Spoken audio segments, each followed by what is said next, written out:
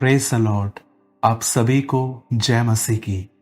खुदावंद यसु के पाक जिंदा जलाली और कुदूस नाम में मैं आप सभी को सलाम कहता हूँ। Greetings to you in the name of our wonderful saviour Lord Jesus Christ. मेरे भाइयों, मेरी बहनों, चाहे आप मुझे कहां से भी देख रहे हैं, चाहे भारत से या भारत के बाहर से, मैं आप सभी का आज के वचन में प्रभु यीशु के नाम में स्वागत करता हूं।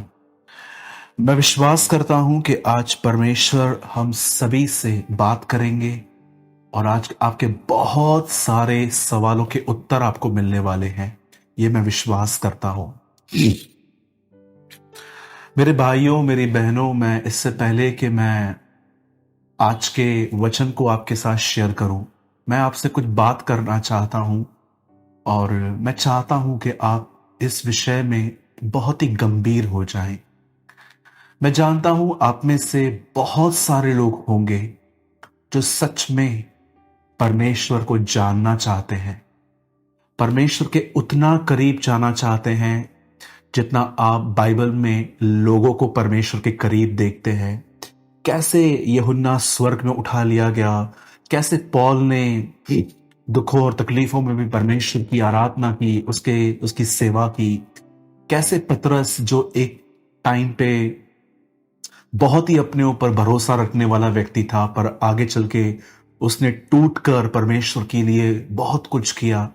मैं जानता हूं हम सबों के अंदर ये विश होगी कि हम प्रभु में बहुत बड़े, हम प्रभु के बहुत करीब आए, हम यीशु की तरह जिंदगी जिए। पर कई बार हम जो चाहते हैं या जो हम बाइबल में पढ़ते हैं, हम अपने अंदर वो नहीं देखते। मेरे भाइयों, मेरी बहनों, मैं आप में से हर एक को आज एक इनविटेशन दे रहा हूं।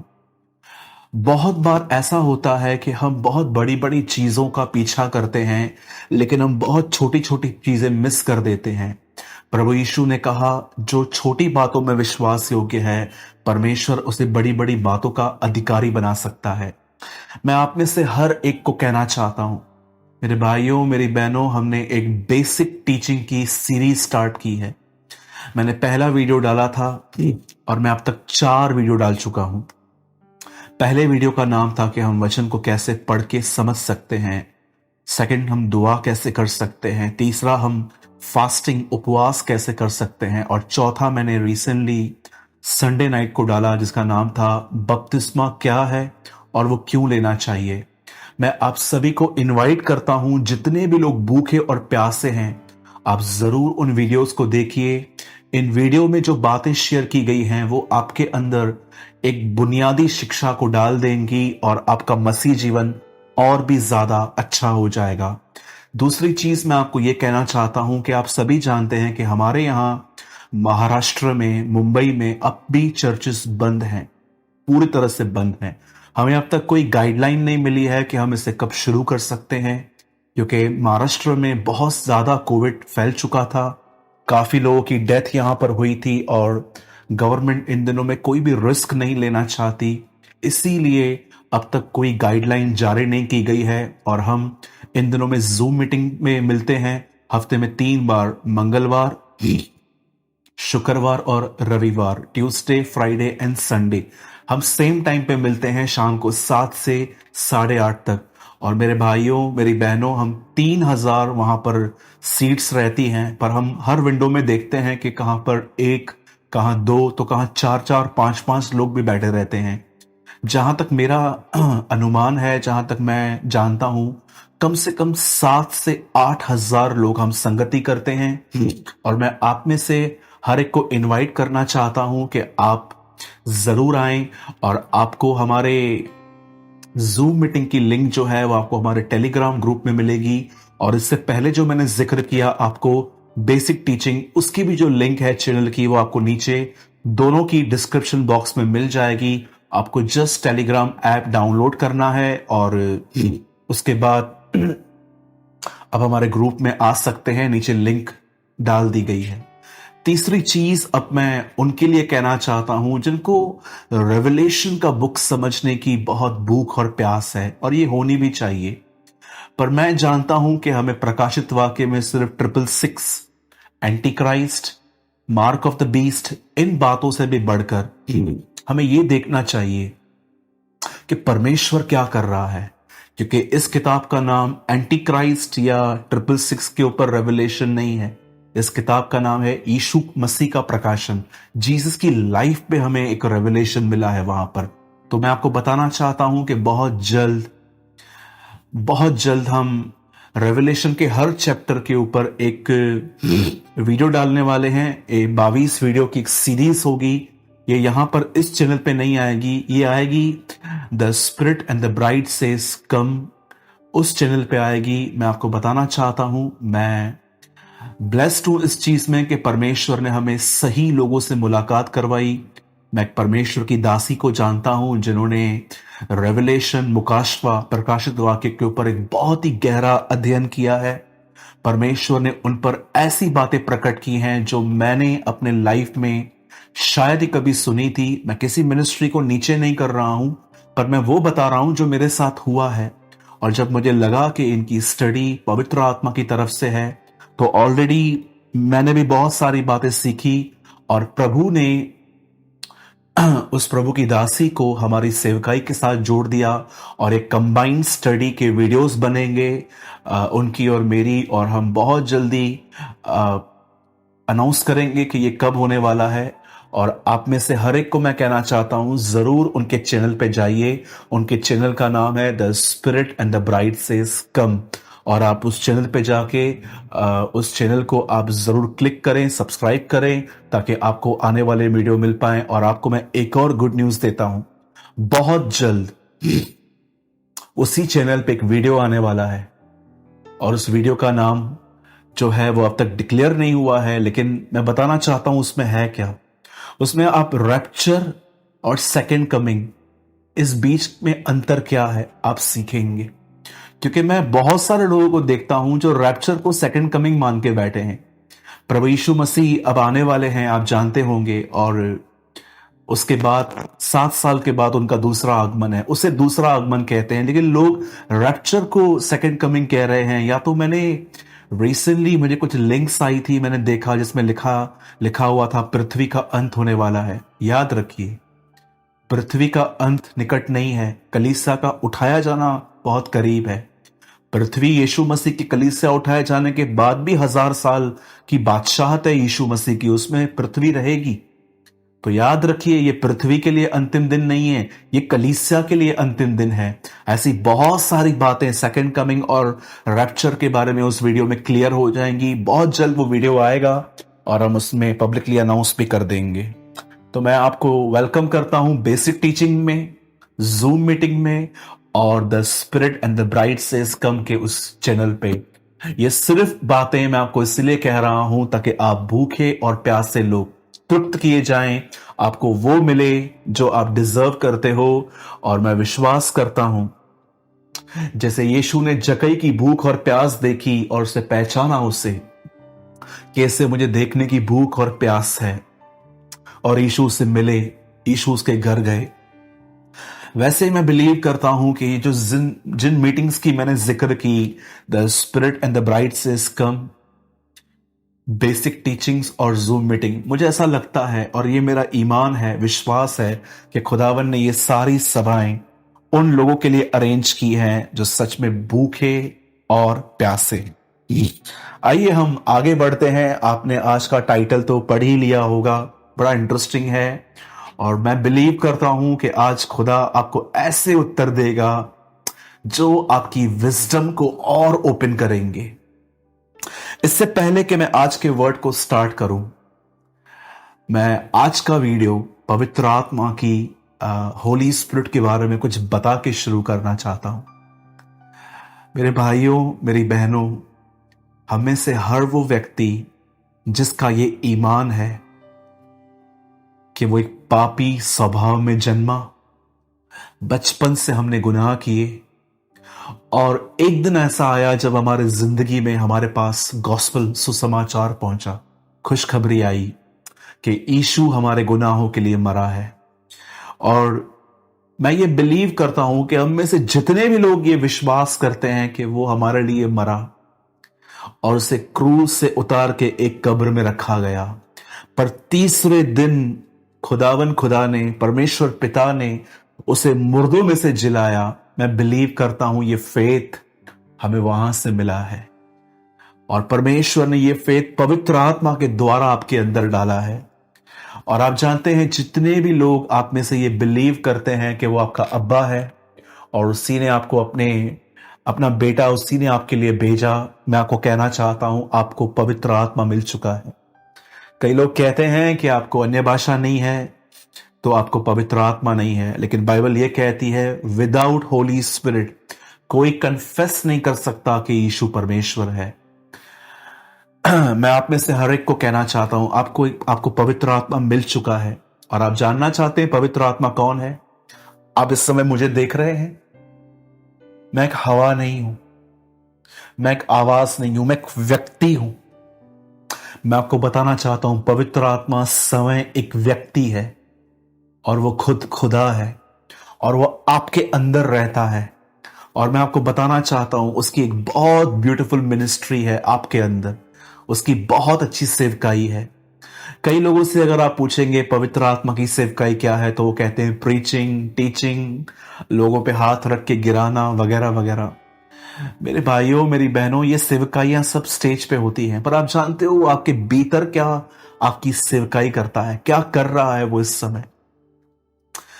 वो सबसे ब्यूटीफुल वर्क जानते हैं आपके लिए ये करता है कि आपके एम्बिशंस को, आपकी जो डिजायर्स हैं उन्हें निकाल कर वो आपको उन डिजायर से भरता है, उन आशाओं से, उन बातों से वो आपको भर देता है जो बातें आपसे परमेश्वर उम्मीद करता है। मैं एग्जाम्पल देता हूं। आप जानते होंगे कि दुनिया के अंदर मोस्ट ऑफ 99% जो लोग हैं वो चाहते हैं कि हम जो कुछ कर रहे हैं अच्छा काम वो पब्लिक नोटिस करे, वो लोग देखें कि मैं कितना भला काम कर रहा हूं, कितना अच्छा काम कर रहा हूं। मैं जानता हूं कि आपके अंदर भी जरूर ये बात होती होगी। जहां तक मैं जानता हूं मेरे अंदर भी कई बार मैं लड़ता हूं फिर इन बातों से कि क्यों मेरे अच्छे काम सबके सामने आने चाहिए। यस, ये एक बात अलग है कि परमेश्वर, एक वचन में लिखा गया है कि तुम्हारे भले कामों से परमेश्वर की महिमा हो। इंटेंशंस इंपॉर्टेंट हैं। अगर मैं एक भला काम इसलिए कर रहा हूं ताकि मेरे परमेश्वर को आदर मिले तो ये बात अलग है। लेकिन जब मैं चाहता हूं कि लोग मुझे देखें, लोगों की नजर में मैं एक अच्छा व्यक्ति बनूं, वो मुझे स्पिरिचुअल या तो एक बहुत ही चैरिटी करने वाला व्यक्ति समझे, तो आई थिंक मैं एक रॉन्ग डिजायर में हूं। ये बात अलग है कि अगर आप डॉक्टर, इंजीनियर, लॉयर या तो आईएएस ऑफिसर बनना चाहते हो, ये बात अलग है, आप बन सकते हो बिल्कुल। कहां पर भी बाइबल में नहीं लिखा गया है कि मसीह के लोग ये नहीं कर सकते। इवन दाऊद के सारे भाई आर्मी में थे उन दिनों में। तो मैं क्या कहना चाहता हूं कि पवित्र आत्मा की सबसे मुख्य सेवकाई है कि आपके अंदर आपकी सेल्फिश डिजायर, जो आपकी अभिलाषाएं हैं, जो बड़े स्वार्थी हैं, स्वयं को ऊंचा उठाती हैं, उन्हें निकाल कर वो आपको उन अभिलाषाओं से भरता है जो खुदा चाहता है। मैं आपको एग्जाम्पल देता हूं। आप में से कितने लोगों ने यह वचन पढ़ा जब यूहन्ना के मत्ती के 3 अध्याय में जब यीशु यूहन्ना बपतिस्मा दाता से मिलते हैं, when Jesus meets John the Baptist, जब वो उससे मिलता है तो यूहन्ना बपतिस्मा दाता उससे कहता है कि मुझे तो आपसे बपतिस्मा लेना है और आप मुझसे ले रहे हैं। और आपने देखा होगा कि वहां पर एक पानी में एक दूसरे से बातचीत हो रही थी और यूहन्ना ने एक बात कही वहां पर। उसने कहा, मैं आपके जूती के बंधन खोलने के भी योग्य नहीं हूं। मैं बिलीव करता हूं कि यीशु ने कोई ऐसे जूते पहने थे उन दिनों में जिसको बांधा जाता था। इवन स्टार्टिंग से ही ये होता था। इब्राहिम ने भी कहा था कि मैं एक जूती का बंधन भी नहीं लूंगा, एक राजा से कहा था। और यूहन्ना कहता है कि मैं आपके जूती के बंधन खोलने के भी योग्य नहीं हूं। आप आगे चल के पढ़ेंगे तो एक दिन यूहन्ना को जब पता चलता है कि जीसस बहुतों को बैप्टिज्म दे रहा है तो वहां पर क्या कहता है, अवश्य है कि वह बढ़े और मैं घटूं। एक जगह पे आप पढ़ेंगे तो लोग उससे पूछ रहे थे, आप कौन हो? क्या आप मसीह हो? उसने कहा नहीं। क्या आप भविष्यवक्ता हो? नहीं। तो क्या हो आप? कौन हो आप? हमें बताइए, ताकि जिन लोगों ने हमें भेजा है आपसे पूछने के लिए, हम उन्हें उत्तर दे सकें। तब उसने कहां पर भी नहीं कहा कि मैं प्रॉफिट हूं, मैं ये हूं, मैं वो हूं। जरा सोचिए, एक आदमी पर ऐसा अभिषेक है जो शहर से लोग निकल के जंगल में उसको सुनने जा रहे थे। मैं बिलीव करता हूं कि एक व्यक्ति यूहन्ना से मिला होगा और उसने यूहन्ना को सुना होगा और वो हैरान हो गया होगा सुन के, और उसने जाके सबको बताया होगा कि जंगल में एक प्रॉफिट बैठा हुआ है और वो परमेश्वर की बातें कर रहा है। और लिखा है बाइबल के अंदर, शहर के शहर लोग उसके पास आके सुनते थे, बपतिस्मा लेते थे। आप सोचिए, उसके ऊपर ऐसा अभिषेक था कि लोग आकर उसे कहते थे, क्या तू ही तो मसीह नहीं है? लेकिन वो हर बार इनकार करता था। मेरे भाइयों, मेरी बहनों, एक जगह पे वो कहता है ज्योति के बंधन खोलने के योग्य नहीं हूं। एक जगह वो कहता है कि अवश्य है वह बढ़े और मैं घटूं। इवन एक जगह पे अपने चेलों को वो कहता है कि जाओ, यीशु मसीह के पीछे जाओ। और एक जगह पे वो यीशु मसीह को कहता है, मैं आपके जूते के बंधन खोलने की। आप कितने लोग देख पा रहे हैं, ये आदमी कभी ऊंचा उठने की कोशिश ही नहीं कर रहा। यीशु के सामने झुक गया, बोलता है मैं लायक नहीं हूं। एक जगह कहता है मैं प्रॉफिट नहीं हूं, एक जगह कहता है कि अवश्य है वो बड़े, मैं घटूं। आप में से कितने लोग देख रहे हैं, यूहन्ना अपने आप को हमेशा नीचे करता था, नीचे ले जाता था। मैं आप में से हर एक को कहना चाहता हूं, ये डिजायर उसके अंदर किसने डाली? पवित्र आत्मा ने। अगर शैतान एक आदमी के अंदर डिजायर डाल सकता है कि तुझे ऊंचा उठना है, तू सबके सामने आना चाहिए, तू ऐसे क्यों बैठा हुआ है, वगैरह वगैरह, तो जरा सोची, पवित्र आत्मा किसी को कैसा डिजायर दे सकता है? क्या मैं आप में से हर एक को कहना चाहता हूं और मैं आपसे पूछना चाहता हूं, क्या पवित्र आत्मा आपके अंदर यह कर रहा है? क्या वो इन दिनों में आपको आपके एम्बिशंस, गलत एम्बिशंस में खत्म करके, क्या वो आपके अंदर परमेश्वर की बातें, परमेश्वर की डिजायर डाल रहा है कि खुदा ये चाहता है और वो आपके अंदर वो पैदा कर रहा है? जिसने तुम्हारे अंदर इच्छा और काम का प्रभाव डाला है, वो उसे आने तक पूरा भी करेगा। पॉल कहता है, वो कहता है वो परमेश्वर ही है जो आपके अंदर डिजायर डालता है कि आप उसके लिए जिए। आप में से कितने लोग हैं जो प्रभु से मांगते हैं कि प्रभु मुझे अपने आप से खाली कर और मुझे वो डिजायर दे, उस चीज की भूख और प्यास दे जो तू चाहता है। मैं हमेशा परमेश्वर से प्रार्थना करता आया हूं, प्रभु शायद हो सकता है कि मेरी डिजायर हो पास्टर बनना, लेकिन आप चाहते हो कि मैं कलीसिया के अंदर खड़ा रहूं और लोगों के जूते उठा के रखूं, लोगों के जूठे बर्तनों को धोकर वापस में रख दूं, या मैं एक ऐसी सेवा करूं जो ज्यादा नोटिस नहीं की जाती। ये आप चाहते हो, पर मैं चाहता हूं कि मैं एक पास्टर बनूं। प्रभु मैं प्रार्थना करता हूं, जो मैं चाहता हूं उसे निकाल, और जो तू चाहता है वो डिजायर मुझ में डाल। मैं आप में से हर एक को कहना चाहता हूं, ये पवित्र आत्मा की एक महान सेवकाई है। बहुतों के अंदर ये क्यों नहीं है? क्योंकि बहुत सारे जो लोग हैं वो बाइबल को दूसरों के लिए पढ़ते हैं, वो बाइबल को प्रचार करने के लिए पढ़ते हैं। लेकिन जब आप पवित्र आत्मा से कहोगे, पवित्र आत्मा मुझे इस वचन में सिखाइए कि मुझे कैसे जिंदगी जीनी है, तब वो आपके अंदर बहुत सारी बातें आपको दिखाएगा। वो आपको प्रभु यीशु मसीह की महिमा दिखाएगा। और अगर आप कहोगे कि खुदा, प्रभु पवित्र आत्मा मैं भी इसी तरह बनना चाहता हूं, तब वो आपको बदलना शुरू कर देगा।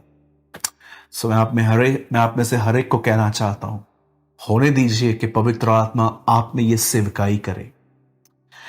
मैं विश्वास करता हूं आपने जरूर आज कुछ समझा होगा, और आज मैं एक बार फिर से आपको कहना चाहता हूं, आज के वचन से आपके बहुत सारे सवाल क्लियर हो जाएंगे अगर आप इसे ध्यान से सुनेंगे तो। मैं सबसे पहले चाहता हूं कि आप मेरे साथ खोलिए रोमियो की किताब और उसका 11 चैप्टर, 11वां अध्याय, 11वां बाब। और मैं आपसे विनती करता हूं, आप सभी मेरे साथ बाइबल खोलें। जो मैं वर्ड आपको समझा रहा हूं, इसे हिंदी में बहुत अच्छे से एक्सप्लेन किया गया है यहां पर उससे पहले मैं चाहता हूं कि आप और मैं आंखें बंद करें और हम दुआ करें।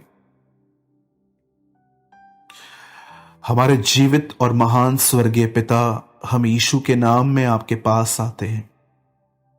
हम दुआ करते हैं, आज हमारे लिए अपने वचन को खोल प्रभु। उन बातों पर ज्योति दे जो बातें हम कभी समझ नहीं पाए हैं, और हमारे सवालों के हमें उत्तर दे।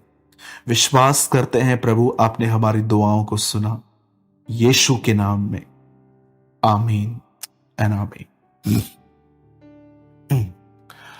आप में से बहुतों का ये सवाल हो सकता है कि दुनिया में इतनी गरीबी है, बीमारी है, लोग कर्जों में हैं, लोग सुसाइड कर रहे हैं।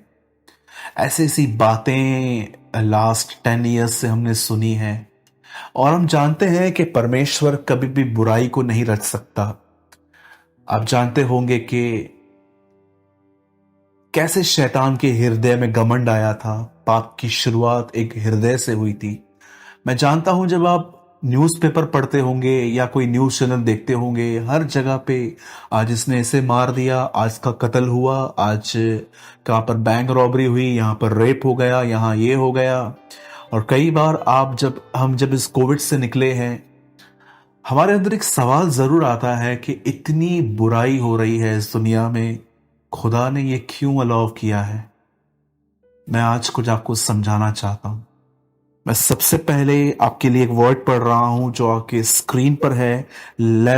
35, I am really very sorry, 11:33 Romeo. आहा, परमेश्वर का धन और बुद्धि और ज्ञान क्या ही गंभीर है, उसके विचार कैसे अथाह और उसके मार्ग कैसे अगम है। प्रभु की बुद्धि को किसने जाना, या उसका मंत्री कौन हुआ, या किसने पहले उसे कुछ दिया कि जिसका उसे बदला दिया जाए।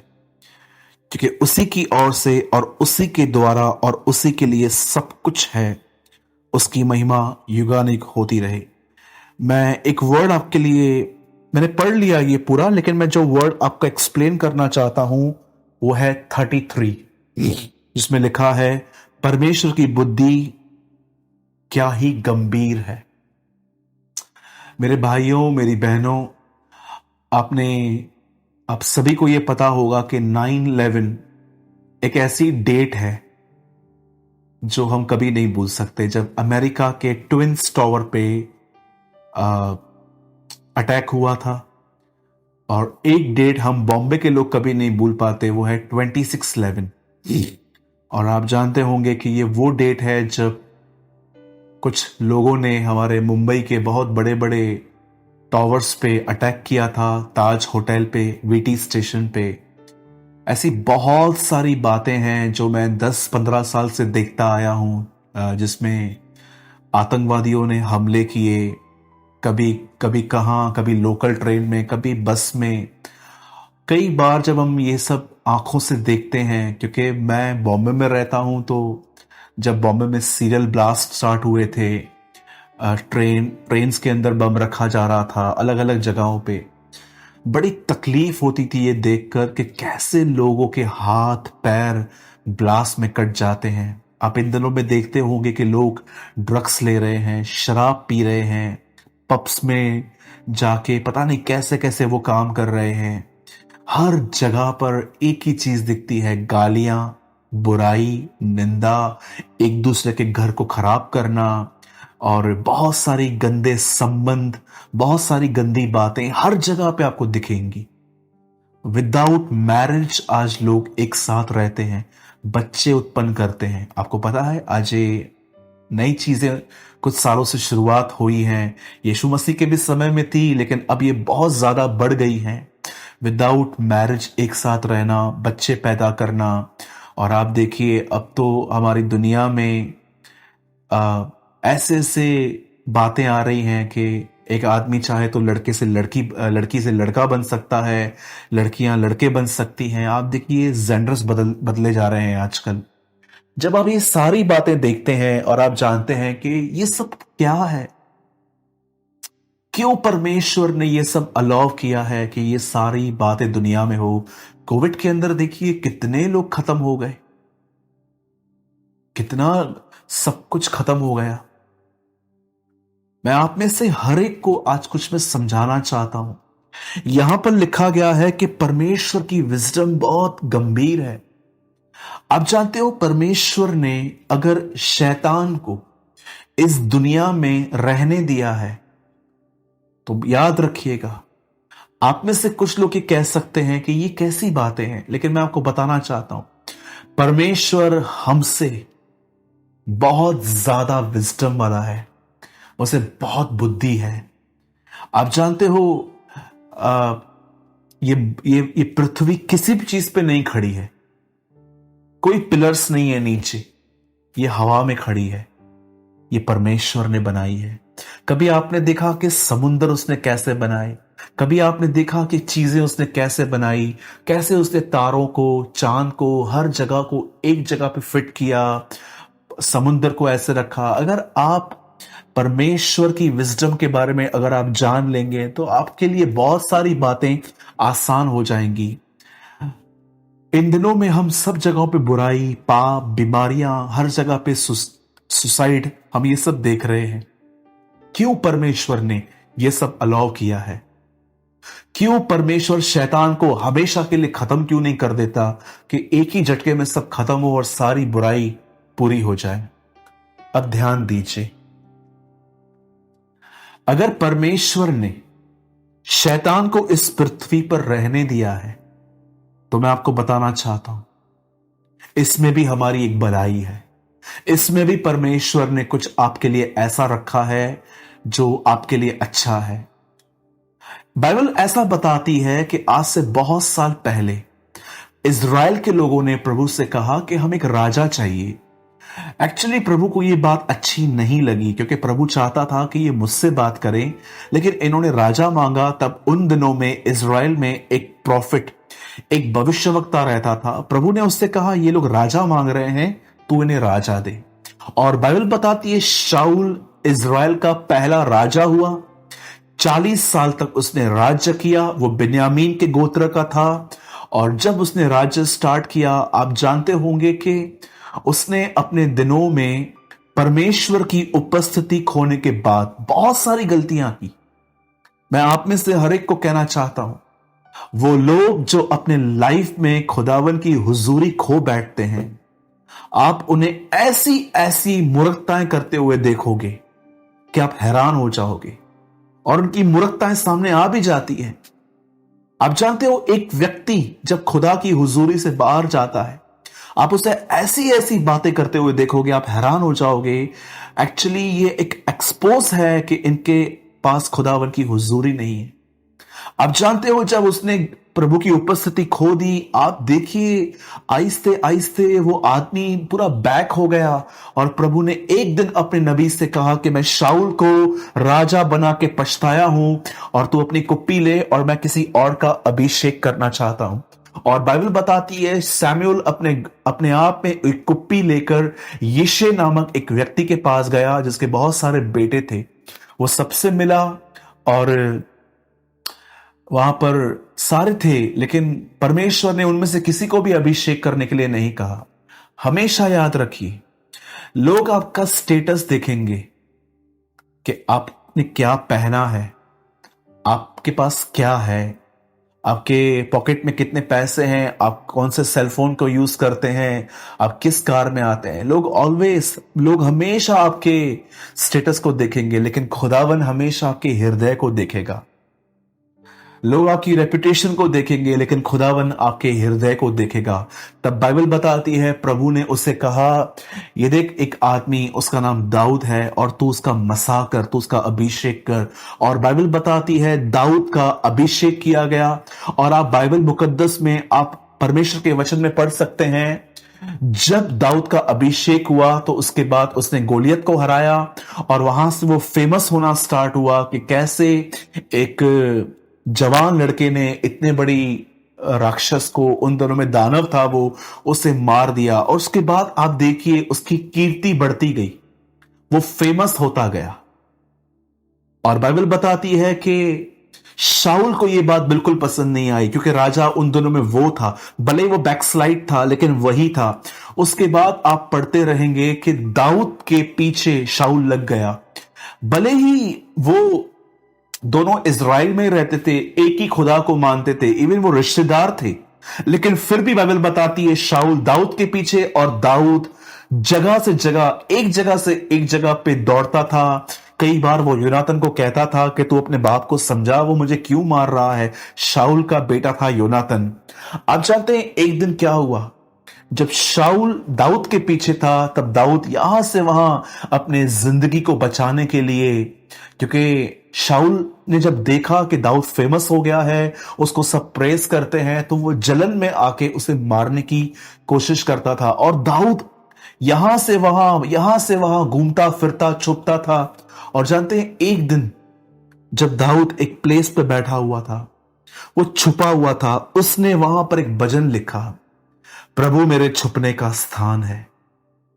कई बार वो पहाड़ों में, गढ़ों में जाके छुपा, उसने वहां लिखा यहोवा मेरा गढ़ है। कई बार जब लोग उसे मारने आते थे और प्रभु उसे बचाता था, तब वो कई बार लिखता था वो मेरा रक्षक है।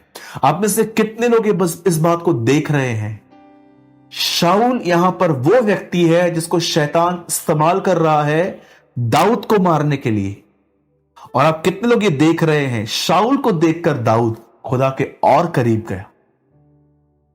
मैं फिर से आपको समझाना चाहता हूं, इस स्टोरी में यहां पर 3 लोग दिख रहे हैं हमें, परमेश्वर, दाऊद, शाऊल। अब ये देखिए, शाऊल शैतान के द्वारा उपयोग में लाया गया, शैतान उसे इस्तेमाल कर रहा है दाऊद को मारने के लिए। लेकिन दाऊद ये देखकर कि शाऊल मुझे पीछे मारने से आ रहा है, दाऊद खुदा के करीब जा रहा था। अब आप मुझे बताइए, आप में से कितने लोगों ने यह बात नोटिस की, दाऊद ने मोस्ट ऑफ अपने जबूर, भजन संहिता तब लिखे जब शाऊल उसे मारने के लिए आ रहा था। आप जानते हो दाऊद परमेश्वर के करीब उन दिनों में क्यों चला गया? क्योंकि शैतान उसे परेशान कर रहा था शाऊल के द्वारा। मेरे भाइयों, मेरी बहनों, याद रखिए, क्यों प्रभु ने कहा धनवानों का स्वर्ग के राज्य में आना कठिन है। आप सोचिए, अगर एक व्यक्ति गरीब है, उसे एक बड़े अस्पताल में अपने बच्चे का इलाज कराने के लिए पैसा नहीं है, तो वो क्या करेगा?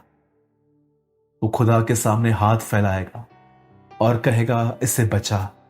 लेकिन एक अमीर व्यक्ति के अंदर एक ख्याल जरूर होगा, हम प्रार्थना करके देखते हैं, लेकिन उसके अंदर एक ख्याल जरूर होगा, कुछ नहीं भी हुआ तो मैं डॉक्टरों को भी जानता हूं और मेरे पास इतने पैसे भी हैं कि मैं वहां ले जा सकता हूं।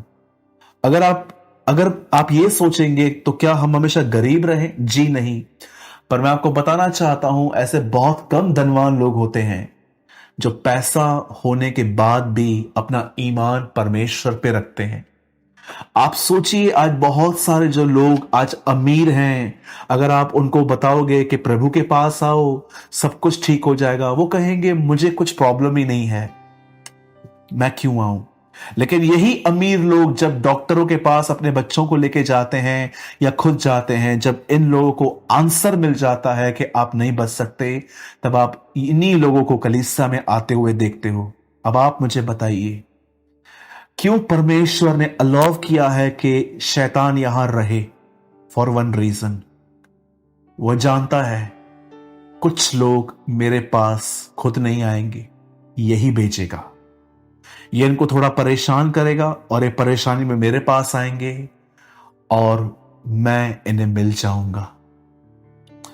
मेरे भाइयों, मेरी बहनों, एक इंसान होकर हम इतनी अच्छी विजडम रखते हैं, अगर हमारे घर के अंदर कुछ काम चल रहा है और एक लाइट का बोर्ड है, उसमें से कुछ तारें, कुछ वायर नीचे लटक रही है, बार बार हम देखते हैं कि हमारा बच्चा वहां तो नहीं जा रहा, कहीं वायर को टच तो नहीं कर ली।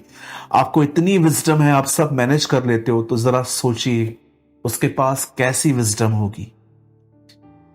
एक हाथ में आप अपना फोन लेकर ऐसे कान कान पे यहां रख देते हो, गाड़ी भी चलाते हो, फोन पे बात भी करते हो। कितना खुदा ने आपको विजडम दी है। आप गाड़ी भी चलाते हो, ब्रेक भी दबाते हो, फोन पे बात भी करते हो, सामने से भी देखते हो। आपके पास इतनी बुद्धि है तो जरा सोचिए खुदा के पास कितनी बुद्धि होगी। और उसकी बुद्धि ने एक काम किया है, उसने शैतान को रहने दिया है। याद रखिएगा, सुसमाचार ये नहीं है कि आपके पास कभी तकलीफ नहीं आएगी, लेकिन सुसमाचार यह है कि परमेश्वर शैतान के सारे कामों को आपकी भलाई के लिए इस्तेमाल कर देगा। शैतान सोचता था कि यूसुफ खड्डे में गया, अब ड्रीम भी गया, उसका दर्शन भी गया, लेकिन कौन जानता था कि प्रभु ने उसको वहां से निकाला। उसके बाद वो एक पोतीपर नामक एक व्यक्ति के घर में पहुंचा, वहां से वो जेल में पहुंचा और वहां से वो राजा तक पहुंचा। शैतान की हर योजना को परमेश्वर ने यूसुफ की भलाई में बदल दिया। मैं आप में से हर एक को कहना चाहता हूं, शैतान ने इस दुनिया परमेश्वर ने अगर शैतान को इस दुनिया में जिंदा रखा है, वो उसे खत्म नहीं कर रहा, तो उसका एक ही कारण है, क्योंकि परमेश्वर जानता है कि कुछ लोग सिर्फ तकलीफ में ही उसके पास आएंगे, वो उसके पास डायरेक्टली नहीं आएंगे। और ये सबके लिए भी नहीं है, क्योंकि मैंने ऐसे भी लोग देखे हैं जो जिनको कोई प्रॉब्लम नहीं थी, पर वो फिर भी प्रभु में आए। लेकिन मैंने वास्ट मेजॉरिटी यही देखी है जिनको खुदा की कोई भूख और प्यास नहीं थी, लेकिन वो अपने तकलीफों में आए और उन्होंने खुदा को पा लिया। मेरे भाइयों, मेरी बहनों, मैं आप में से हर एक को कहना चाहता हूं, फ्यूचर में एक ऐसा टाइम भी आएगा जब इस दुनिया में जहां हर जगह बुराई है, यूहन्ना कहता है एक टाइम आएगा जब धार्मिकता निवास करेगी। सब कुछ खत्म हो जाएगा, शैतान, उसके काम, उसकी दुष्ट आत्माएं सब खत्म हो जाएंगी। लेकिन ये एक ऐसा टाइम है जब परमेश्वर ने शैतान को अलाउ किया है कि वो कुछ लोगों को परखे, कुछ लोगों को तकलीफ दे।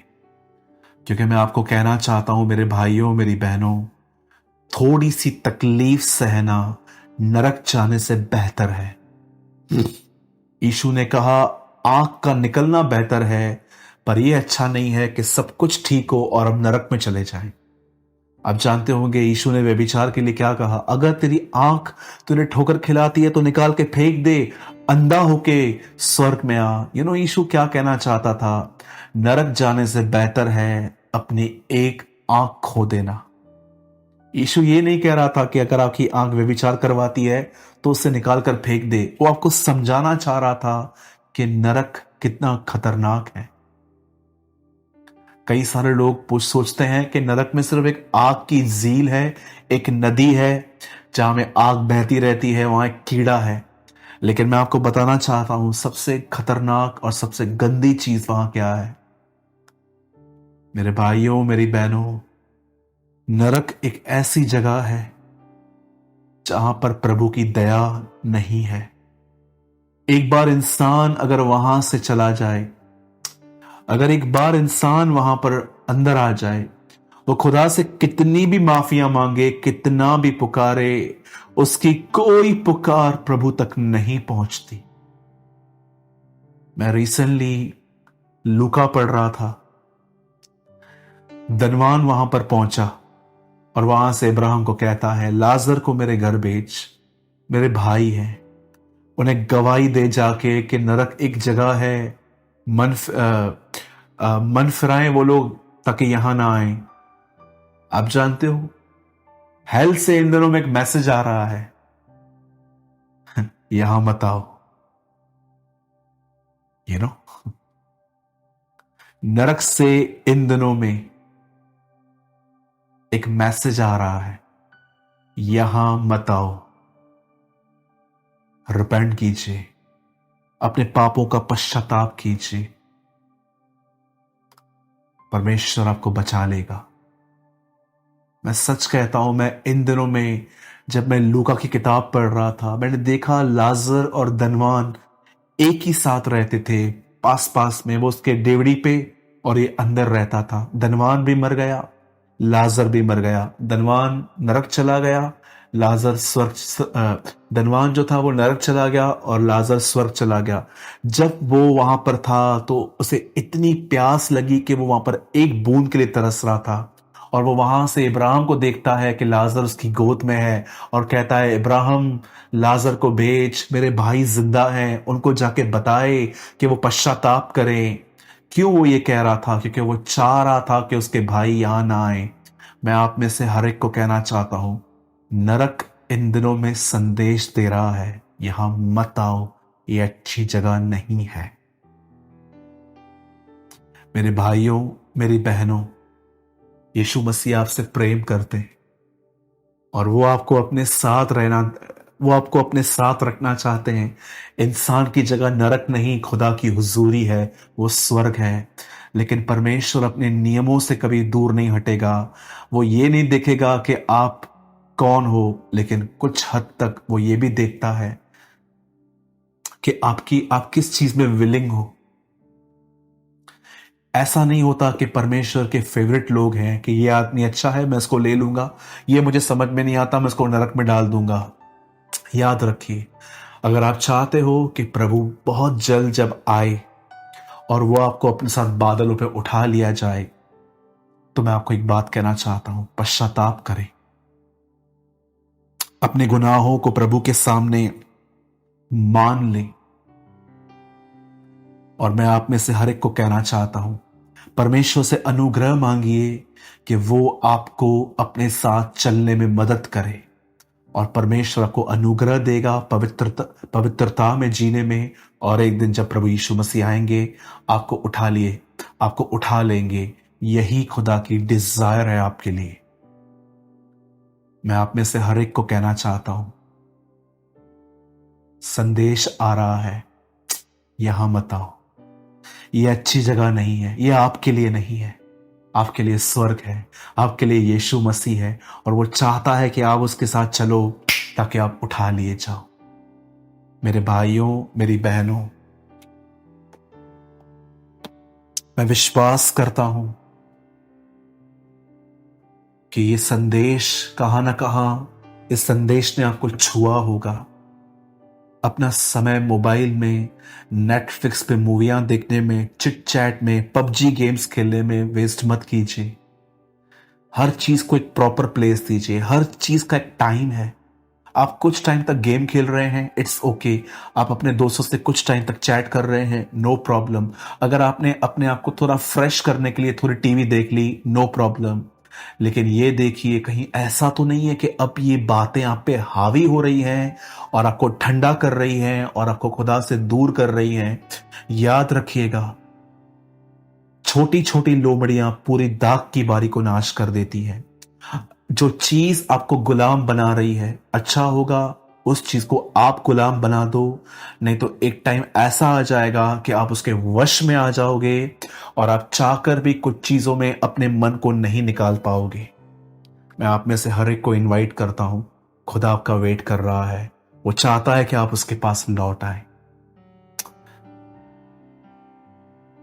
मैं सारी बातों के लिए प्रभु को महिमा देता हूं। यदि आपको ऐसा लग रहा है कि आपने अपना समय बहुत हद तक इन दिनों में बर्बाद किया है और अब आपके अंदर प्रभु के प्रति भूख और प्यास भी नहीं है, तो आज मैं आपके लिए दुआ करना चाहता हूं। मैं चाहता हूं आप अपने हाथों को फैलाइए। मेरा ये ईमान है कि खुदावन, मैं जब दुआ करूंगा वो जरूर आपको स्पर्श करेगा। इसलिए नहीं क्योंकि मैं दुआ कर रहा हूं, इसीलिए क्योंकि वो आपसे प्यार करता है। आइए अपनी आंखों को बंद कीजिए। खुदावन, खुदा मैं दुआ करता हूं आपके बेटे यीशु के नाम में। खुदा, जो भी मेरा भाई बहन इस समय इस वीडियो को देख रहा है, मैं प्रार्थना करता हूं तू उन्हें स्पर्श कर, यीशु के नाम से उन्हें नया कर। और प्रार्थना करता हूं खुदावन, तुझे जानने और समझने की भूख और प्यास दे खुदा।